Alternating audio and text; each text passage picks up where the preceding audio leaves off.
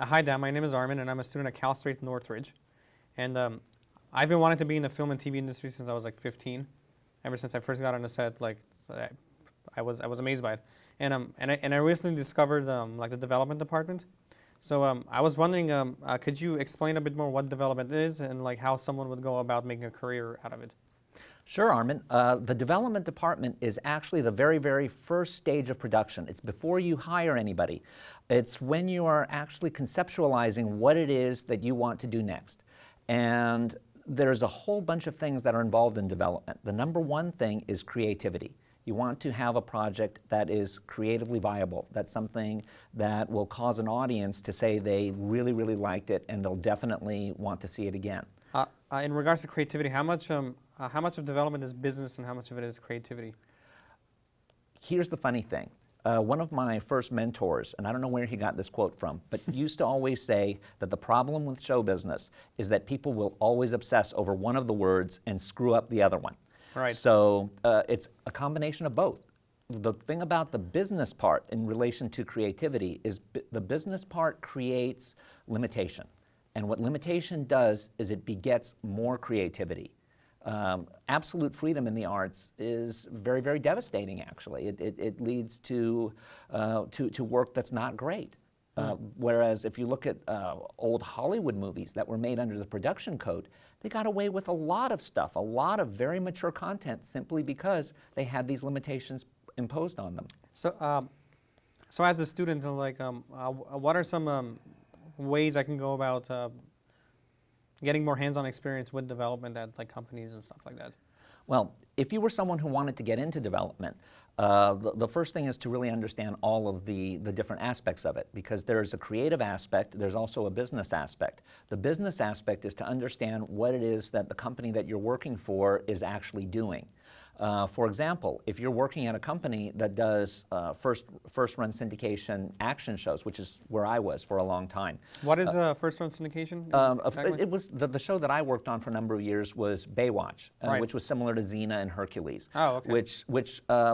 There's a whole explanation about first-run syndication, but the bottom line is it was sort of like a cable show. It's much cheaper than a network-level show. So you have that limitation imposed on you there. Secondly, because it would play at different day parts, it wasn't necessarily something that could be created that worked specifically from 8 to 9 or 9 to 10 or something like that.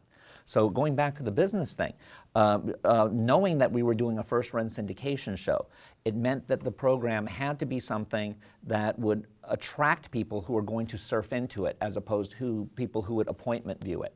So that meant that the content on it had to be a little bit more broad. What do you mean by appointment view? It doesn't like they record on their VCR or they watch it later? Or? Well, even though the world today is very different from the way it was even 10 years ago, the business model is very slow to change. So we're still looking at your average viewer of a TV show as someone who ideally will say, this show is on at 8 p.m. on CBS, I'm going to watch it at 8 p.m. on CBS. Mm-hmm. So that's an appointment view. As opposed to the other model, which used to be the old cable model, which was called surf in, surf out. Oh, right. When you're sitting at home and you're vegging out in front of the TV, you're flipping through 50 to 100 channels, 300 channels, and you stop on one. Why do you stop?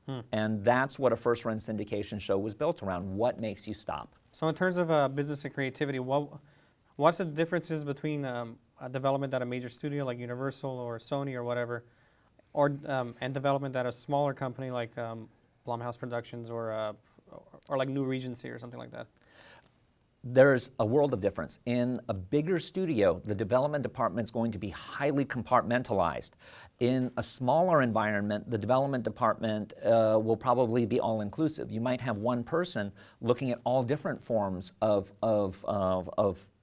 programming or movie making. You know, they might look at comedies and dramas and and reality shows and game shows and all of it, all mixed together. The other advantage of being with a small company is that if you're in one division, you're going to interface a lot more with the people in other divisions. Right. When I started at Fremantle Media, it was a company that had approximately 25 employees. By the time I left, it had 25,000.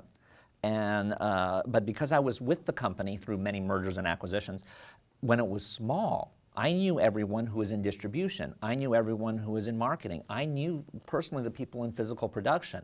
So I was able to see the entire production process from top to bottom. The larger the environment, the more compartmentalized you are and the less your ability to do all of that. So I always think when someone's starting, if you can start at a smaller company, you'll have a greater sense of what the business as a whole is about. Okay, well, Dan, thank you for sitting down with me, and I hope to talk to you soon. Thank you.